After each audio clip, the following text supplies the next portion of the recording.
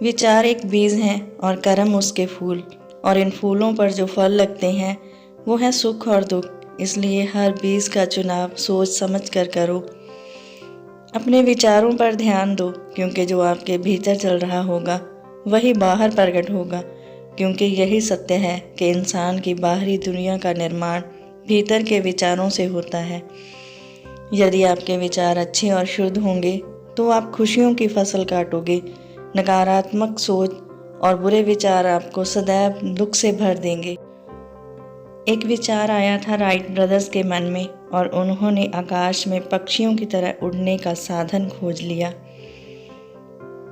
एक विचार ही था जो कॉपरनिकस के मन में आया था कि ब्रह्मांड के केंद्र में सूर्य है, पृथ्वी नहीं। और एक विचार ही था जो एडिसन के मन में आया था और दुनिया जगमगाने लगी।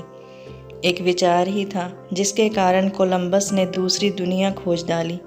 जैसा हम अपने बारे में विचार रखते हैं वैसे ही हमें परिणाम मिलते हैं। हमारे दुख और सुख का कारण हम स्वयं ही हैं। मानव अपने जीवन का निर्माण और विनाश खुद करता है। हमारे भाग्य का निर्माण हमारे चरित्र से होता है, और हमारे चरित्र का निर्माण हमारी आदतों से। हमारी आदतें बनती हैं हमारे बार बार किए जाने वाले कार्यों से, और हम बार बार वही कार्य करते हैं जो विचार हमारे मन में बार बार आए। हर विचार एक बीज है और हमारा भविष्य इस बीज का वृक्ष है।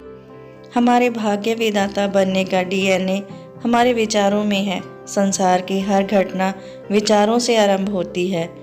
एक विचार ने ही तुलसीदास को कवि बना दिया था।